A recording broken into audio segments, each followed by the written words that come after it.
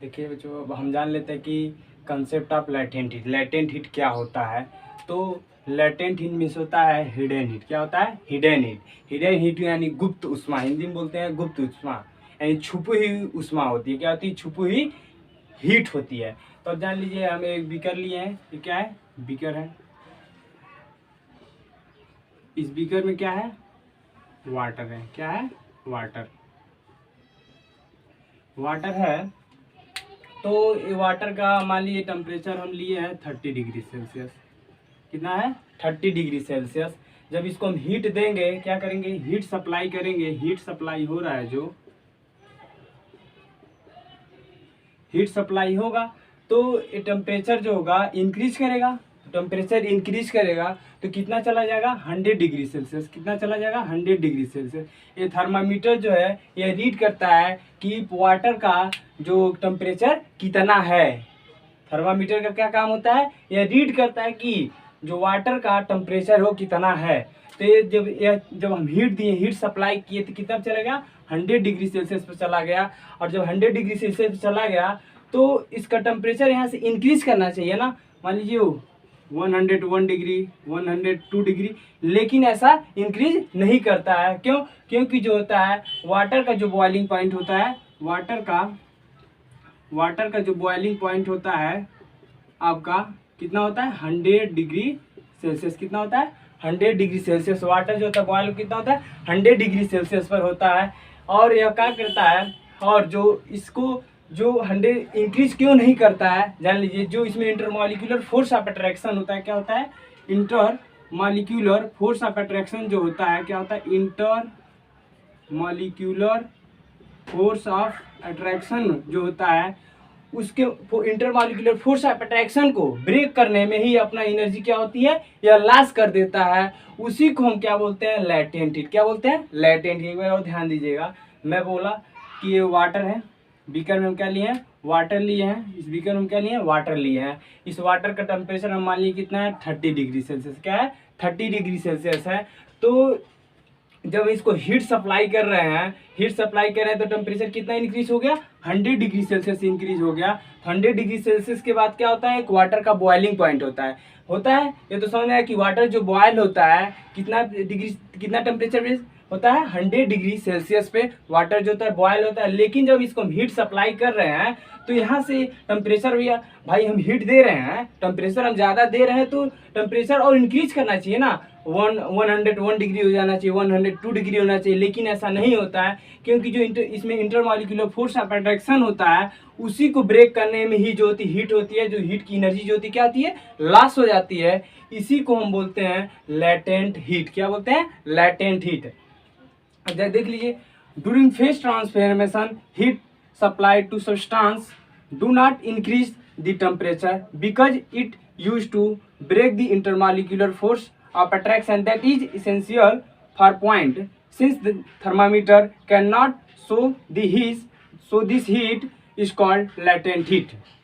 यानी कहने का मतलब है फेज ट्रांसफॉर्मेशन के दौरान हीट जो हम सप्लाई करते हैं वो उसमें जो होता है टेम्परेचर इंक्रीज नहीं करता है। क्यों नहीं करता है? क्योंकि इसमें इंटरमॉलिक्यूलर फोर्स ऑफ अट्रैक्शन जो होता है उसी को ब्रेक करने में क्या कर देता है? अपनी एनर्जी को लॉस कर देता है। और थर्मामीटर जो होता है can not show this heat is called latent heat. जिससे थर्मामीटर जो होता है टेम्परेचर हीट को शो नहीं कर पाता है, उसी को हम बोलते हैं लैटेंट हीट। आप देखिए, जो एक सिंपल सा फंडा आप लैटेंट हीट का ये भी बोल सकते हैं, the heat required to change the phase material is called latent heat. यानी कोई भी मटेरियल है उसके फेज को चेंज करने की कितने हीट की रिक्वायर्ड हो रही है, उसी को हम बोलते हैं लैटेंट हीट। देखिए, the heat required to change the phase material is called latent heat. बात समझ आई कि नहीं? जैसे सॉलिड है, सॉलिड आइस क्या है? सॉलिड होता है।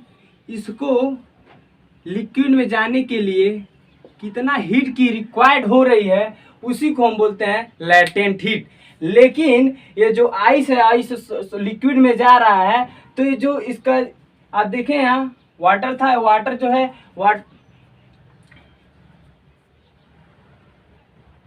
यहाँ तक समझ गए?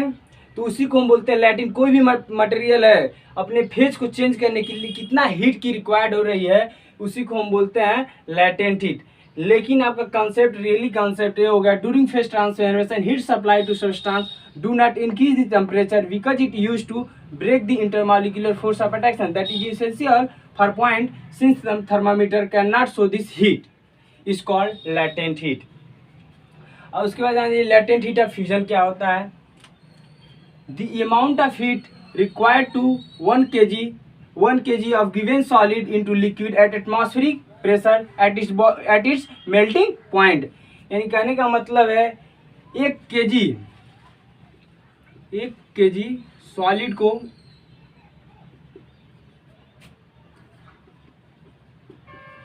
लिक्विड में 1 kg सॉलिड को लिक्विड में जाने के लिए कितना अमाउंट ऑफ हीट की रिक्वायर्ड हो रही है, किस पे, at atmospheric pressure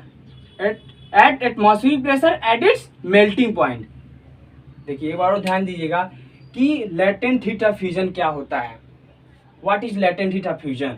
1 kg of solid, 1 kg solid को लिक्विड में जाने के लिए कितना अमाउंट ऑफ हीट की रिक्वायर्ड हो रही है, आवश्यकता हो रही है, किस पे, at atmospheric pressure at its melting point. किस पे, at atmospheric pressure at its boiling point.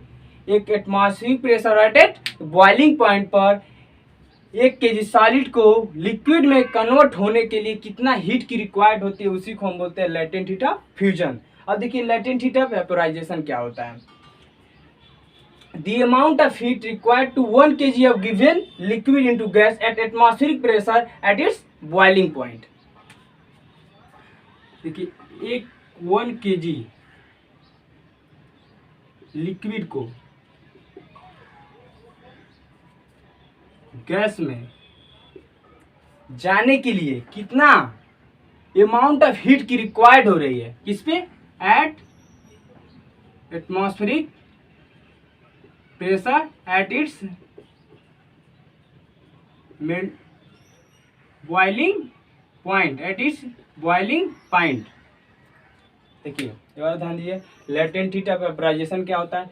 The amount of heat required to 1 kg of given liquid into gas at its atmospheric pressure at its boiling point. कहने का मतलब 1 kg liquid को gas में convert होने के लिए कितना amount of heat की रिक्वायर्ड हो रही है, किस पे, एटमॉस्फेरिक प्रेशर पर और एट इट्स बॉइलिंग पॉइंट पर। बात समझ में आई कि नहीं आई। देखिए मैं कंसेप्ट ऑफ लेटेंट हीट बताया हूँ, यहाँ तक समझ में आ गया कि लेटेंट हीट क्या होता है और लेटेंट हीट ऑफ फ्यूजन क्या होता है, लेटेंट हीट वेपोराइजेशन क्या होता है। बच्चों जान लिए। इसके बाद हम अगला वीडियो में देखेंगे कि मेल्टिंग पॉइंट क्या होता है, बॉइलिंग पॉइंट क्या होता है, ठीक, उसको आगे देखा जाएगा।